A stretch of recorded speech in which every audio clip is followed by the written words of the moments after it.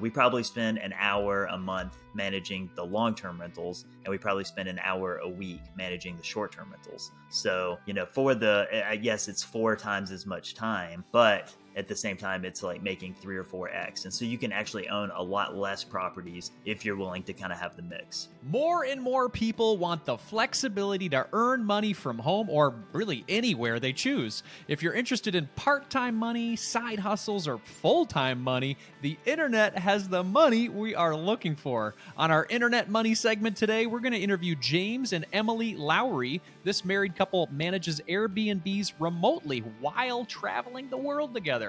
Today, we're going to learn how they develop their online real estate business and how it affords them more time and more freedom. Welcome to the show, James and Emily. Thank you for having us.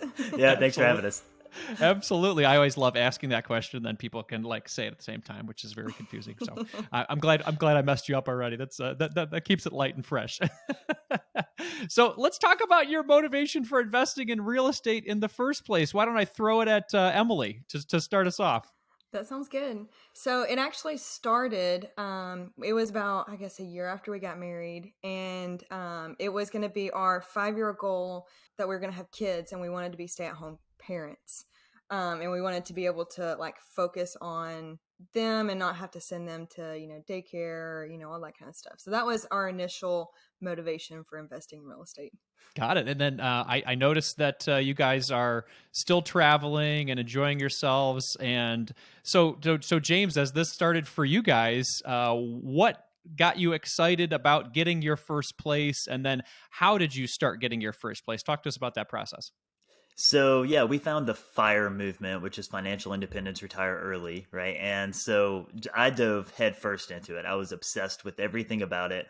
And in the course of that and the research and everything like that, I started realizing I think that real estate was the fastest path. And so it wasn't, a whole lot of other options as far as what's going to be the fastest. That was really the biggest thing that was weighing on me. And there's so much more control with real estate than there is with the stock market. Not necessarily entrepreneurship, but very similar. I can control what goes into a property, and I can control how much it rents for based on that. And I can't control, what Elon Musk tweets or, what the stocks do. So, so the control definitely played a factor in what we do. Awesome. Yeah. Talk to us about that first property then. How did you guys start to tackle that? And walk us through that. Because yes, I do realize, having talked to a lot of people who are on this FIRE path about the stock market versus real estate, that real estate can definitely provide that income faster than the stock market. So talk to us about how you got that first property. So our first true rental property we looked at, and it was in a bad area. It was incredibly cheap, and we pulled up to look at it and thought about not getting out of the car. We were just going to keep driving, and we didn't. One of the units was vacant, so it was a duplex. And so we went in and looked at that one unit and then just kind of decided nah, this isn't really the one for us. And so we kept looking, and a couple months later, we were actually in St. Louis for a work assignment for Emily. We moved to St. Louis for a little bit. And while we were there, I happened to still be looking on the market and saw that this property was still available. And so I told Emily, I'm just going to throw in an embarrassing offer. And they accepted the first one. And so all of a sudden, I'm interviewing for property managers while we're in the process of closing. So the first property we bought, we actually bought remotely, had to get property managers, had to place a tenant remotely. And then the first month we placed somebody and got a check for I don't know, $700, and our mortgage was in the threes. And so I was we're making $300 and something. This is the easiest thing I've ever done. We're pros at this, and so that helped. That's incredible. And then Emily, as you guys were getting started in this, did the idea of long-term rentals versus the short-term rental, did that pop up early, or is that something you guys started to decide on later on? That's something we decided on later on. When we first started, we focused on long-term rentals. And then right before we quit our jobs, we had a vacancy, and we didn't want to fill, there were 2 parts. We didn't want to fill a long-term vacancy. And then we didn't want to, we wanted to make sure that we had a place whenever we came back to visit family, because we were moving to Europe. And so that's kind of how we got started into short-term rentals. Got it. Yeah, I think I jumped ahead quite a bit there. So you guys were working, and then you had this. No, it's the reality of what happened with the conversation. I You guys are working, you have your jobs, and then how did you jump from we bought the first house to we quit our jobs? Fill in the gap for us there. So essentially, we lived incredibly frugally and we did anything we could to get properties. And at the time, we weren't like creative with the financing. We were just putting 20% down or 25% down on multifamily properties and just getting as many mortgages as we could. Now, a key part of this was we told the lender that we used for the like second one, hey, this is our goal. And so we want to have, 10 doors or 10 properties. We didn't know how it was going to play out. And that actually brought her kind of on our team. And she was like strategically placing some in Emily's name and some in my name so that we could, not hurt our credit as much. And because there are rules when it comes to how many mortgages you can have, we weren't going to hit that limit before we needed to. Yeah. Now, was this during the time frame? I guess we didn't talk years. Was this during the beautiful time frame of super low interest rates for mortgages? It was relatively low. Yeah. I think because we were investing in like purely investment properties, we had higher mortgages. Yeah. They were typically 1% higher than Mhm. what the retail one was. So I think our lowest is actually in the fours and our highest is in the sevens. So we kind of run the gambit. Got it. Yeah, and with that, I mean, today, if we were looking at investing in real estate, maybe you'd add a percentage point onto a 7 or 8% at this point. So it's not too much farther away from where you are. Is that right? Right. Exactly. Yeah. Yeah, that's great. So talk to us about the transition then. You guys are traveling now around the world. You've got these homes and they're mostly concentrated in the Huntsville area. Is that correct? That is correct. Yeah. So pretty much all of our properties, except for two, and they happen to be in a suburb of Huntsville. So they're still in the same area. We get to have the same team and all that. And so, I'm sorry, what was the question? Oh, I guess my question there is, how did you develop that team? Because it sounds like right away you got the house, you weren't expecting it, and then you just sort of fell into, I got to start finding some people. So did your search continue after that, and you just over time started to nail down the right people to help you do this remote life? Yeah, exactly. So at the beginning, we were actually doing all the work ourselves. I was pretty much the handyman. If it was something that I couldn't do, then at that point we would hire it out. But until that point, I was doing everything. We were painting together. We would spend our Fridays and Saturdays and nights and weekends. And I was going before work and after work, kind of renovating properties. And so at the beginning, we were very much involved. And when we decided, kind of somewhere along the path, we had decided to try to go to Europe. And so at that point, I was like, okay, we need to figure out how we can do this remotely while not having to go and work on the properties. So we gave it like a trial run for like a few months. Let's see if we cannot go to a property and just hire the handyman, send them over, have them meet the tenant, and do everything that way. And if it doesn't fall apart, then it should work here and there. Oh wow, yeah. So was that sort of the moment in time where you said, I think we could do this full time? Yeah, absolutely. Yeah, well, that's incredible. That's incredible. So talk to me about that moment where you were able to let go of the full time work to make this your full time work. And when I say full time, it's probably not full time 40 hours a week work. How did you feel confident enough to say goodbye to sort of traditional W-2 work life and let this be your full-time thing? What was the moment? Was it a number? Was it a feeling? Talk to us about that. So it was a little bit of all of those things. We had enough cash on hand that gave us like a couple of years of runway. And that gives you a lot of flexibility when you're like, oh, okay, like if we lived incredibly frugally, I mentioned that part. And so it didn't take that much cash for us to have 2 years of runway. And then we were like, if it makes it, then great. If it doesn't, then that's okay. And Emily can speak to how we actually quit our jobs. They gave us another option. So my boss or manager, he was very, I guess, understanding because I, said that we were going to go and like be with family over in Cyprus. I was able to do a 6-month leave of absence, and so having that, I guess, security blanket or like a backup plan that I could always go back to work. If need be. I had 6 months like of a trial run that we could do, but luckily, we didn't need that. Everything worked out. James had 1 month of a leave of absence and so yeah, it worked out. If we didn't make it a month, then we had made some mistakes along the way. Yeah.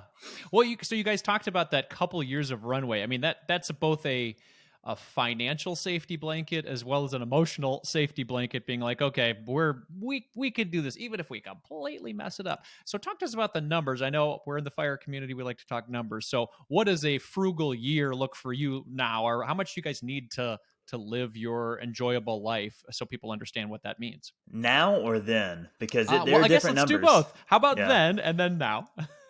So I think then, honestly, I think we were probably spending less than 20 grand a year. And that was because we were house hacking. We had, cut so many of our expenses. But now we're probably spending closer to like 40 or 50, depending. Got it, got it. And that affords you guys the lifestyle that you're interested in, traveling around the world, and the homes that you now own pay for that lifestyle. Is that right? That's exactly right. Man, that's incredible. That's awesome. So, how do you guys split it today with long term rentals versus short term rentals? And which one are you more interested in? So it's about half and half. So we have 5 long term, and then we have 5 short term, medium term. So we have 3 short term, which is anywhere from 1 night to, I guess, 30 days, and then medium term, which is 30 days to 6 months. And so we have 2 medium term, 3 short term, and then 5 long term. Got it. And then business wise, is one more financially advantageous than the other? Do you make more money with short term than you do with long term, but then you get more security with the other? How does that work? That's pretty much the trade-off. So you make much more money with short term, but there's more involvement.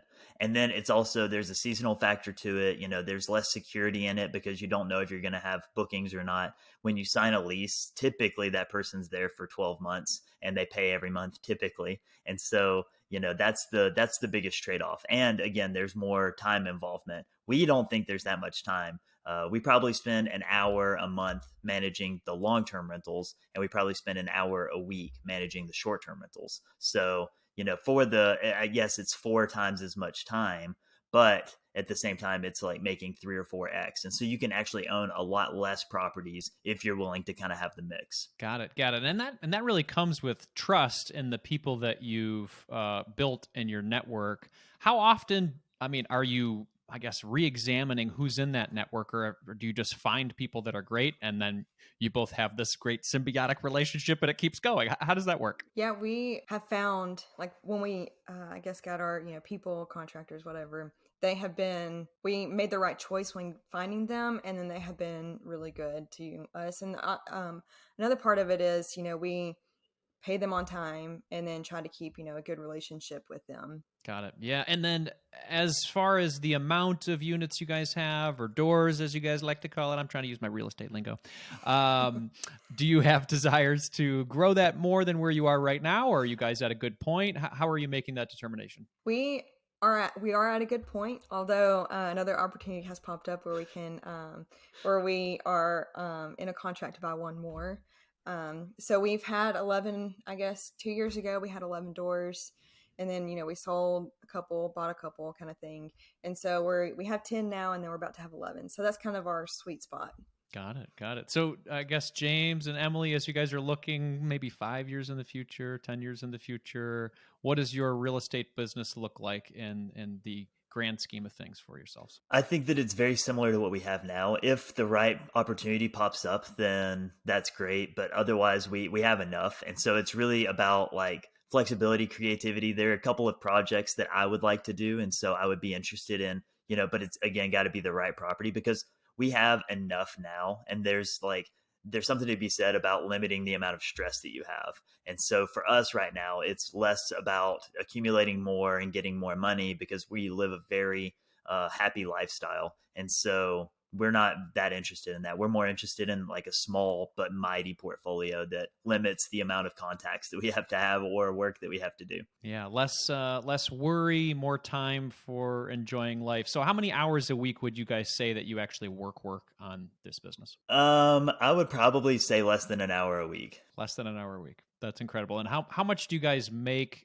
for your online business on an annual basis? So we make between, I would say, 120 to 140 a year, just managing the real estate specifically. So that's just the long-term and short-term real estate. Got it. Okay, so you work an hour a week and you make $120,000 to $140,000 a year. That sounds pretty accurate. Yeah. Just wanted to make sure I got that right.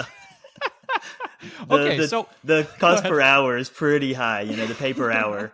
I was Yeah. going to say you got well. You're highly qualified individuals with a lot of experience in developing this. It's not something that happens right away. I'm sure that you guys experienced that early on with a lot of trial and error. But how many years have you been doing this now? So we bought our first property in 2017. Yeah. Yeah. Yeah. So 2017. 6 years in, you've earned the right to make 120 to $140,000 through 1 hour of work per week. I congratulations. That's beautiful. Now let's talk more importantly. Let's talk more importantly what you do with those. Well, I mean, if your typical work week, the other 39 hours per week, what are you guys doing to enjoy your life? And then what plans do you guys have in the future for your best life ever? I think it depends on where we are. So, if we are home, I guess like in the US, Alabama, Florida, wherever that may be, we prioritize our health. So we are exercising, going on daily walks. And also like the daily walks, we have conversations, like we talk to each other. And it's not one like, our phones are we're not on our phones, we're not, around technology, that kind of thing. So we're able to have, meaningful conversations, and that helps, I guess, quality of life. And then if we're traveling, I don't know, you. You go ahead. No, I mean, it's just like if we're traveling, we're also kind of doing the same thing, exploring, walking, trying new food, restaurants, that kind of thing. So That's incredible. And I understand community is a big part of your lives as well. I mean, having a partner to do this with is fantastic, but I understand you guys get together with people around the globe as well as communities and conferences and things like that. Is that true? Yeah, and that's actually probably the best part about being part of this kind of movement is, there's not a lot of people our age that are able to have the lifestyle that we have. And, just this past year, we met up with like a group of friends. It was like 10 or 12 of us in Mexico. And we've met up with, Cody Berman. I think we've been to like 6 or 7 different countries with him, and spent months together. And that's time that like we couldn't do that with our day-to-day friends that we grew up with and stuff like that, just because the lifestyle is completely different. Even our siblings, like in mhm. some ways we have much more time spent with some of these people than we do with our own family. Yeah. Yeah. I mean, it's a different lifestyle. It's not what we see in the media or what we see out in the world. So this FI lifestyle is something that takes practice to get used to as well. But I really like how you guys have designed your life, and I'm quite inspired today. There's somebody listening right now, and they're thinking, okay, well, I would really like that kind of lifestyle. And obviously, it comes with the work that you guys have done, both from living frugally as well as building a very profitable business. Let's talk about one step they could take following this interview to move towards a life of rental property ownership and also just owning more of their time. What's one thing that they could do following this interview? So I would suggest checking out Bigger Pockets, and Coach Carson is another incredible resource. They just have so much information, and it just depends on what you're interested in doing. We prefer small single family and multifamily properties, and we prefer long-term rentals and short-term rentals. But with real estate, you can do so many different things. There's syndications, there's storage units, there's, I mean, just anything you can think of, someone's done it, or just hard money loans. And so there are a lot of ways to kind of get into real estate. I would suggest looking into those, deciding what suits your personality, because even though we enjoy it, maybe managing properties isn't for everyone, but everyone can own properties. And so it's kind of a stress level. It's a give and take. Yeah, and as you're calculating the numbers really on deciding what type of rental property you want to have, I understand you guys have a resource on your website too. Can you tell us about that? We do, yeah. So we have a free resource that we give away, and what it is a calculator that determines how much money you could make with a long-term rental versus a short-term rental, and it can kind of give you an idea of whether or not it's more profitable or if it's worth your time to convert a property that you already have from a long-term rental to a short-term rental. That's awesome. Yeah, James and Emily and I have an affiliate partnership with regard to that resource. So if you guys want to check that out at marriagekidsandmoney.com/rental calculator, that's marriagekidsandmoney.com/rental calculator. I'm so passionate about their lifestyle that I applaud it and think you guys should check it out as well. So James and Emily, thank you so much for your time today. I really appreciate it. If people want to connect with you more outside of that great resource, where should they go?